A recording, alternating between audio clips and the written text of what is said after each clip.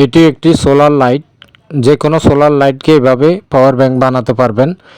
এখানে দেখেন ভিতরে এই ধরনের স্যাপটা ব্যাটারি থাকে। আমার কাছে স্যাপটা ব্যাটারি ছিল না, লিথিয়াম ব্যাটারি আছে অনেকগুলা।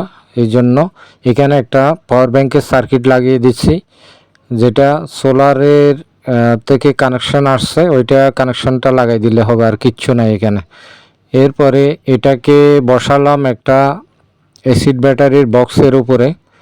এই যে দুইটা পুরানা ব্যাটারি ছিল, ওই পুরানা ব্যাটারি দুইটা অ্যাসিড ব্যাটারির এই বক্সটার ভিতরে দিয়েছি।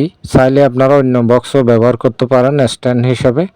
এভাবে কানেকশন দিয়ে উপর থেকে যে সোলারের যে দুইটা তার আছে, ওই তার দুইটা এখানে কানেকশন করে দিলে হবে ব্যাটারির সাথে, নেগেটিভ পজিটিভের সাথে।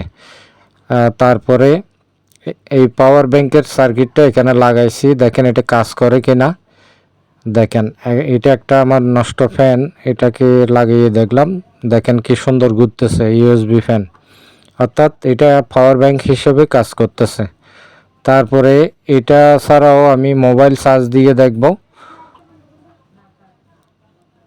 যদি আপনি এটা করে রাখেন, আপনার বাসাতে যদি 2-3 দিন কারেন্ট না থাকেও আপনি মোবাইল চার্জ দিতে পারবেন। এখন আমি মোবাইল চার্জ দেব।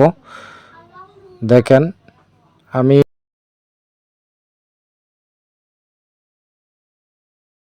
সরাসরিভাবে দেখাচ্ছি।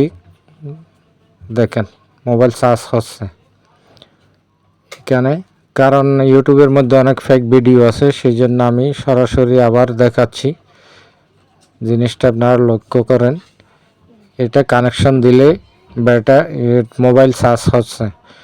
দেখেন এখানে একটা সুইচও লাগিয়েছি। এটা যখন আপনি সুইচ চাপ দেবেন, দেখেন এটা চাপ দিলে লাইটটা জ্বলে উঠবে।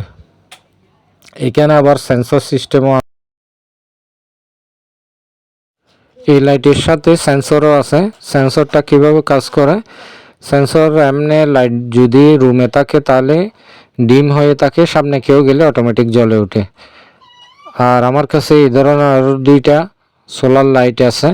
এই দুইটাকে পাওয়ার ব্যাংক বানাবো, কারণ 1-2 সপ্তাহ যদি বিদ্যুৎ না আসে তাহলে আমার ছোট ডিভাইসগুলো চার্জ দিতে পারবো, যেমন মোবাইল এবং আরও আনুষঙ্গিক যেই ছোট ডিভাইস আছে পাওয়ার ব্যাংক দ্বারা যেগুলো কাজ করা যায়।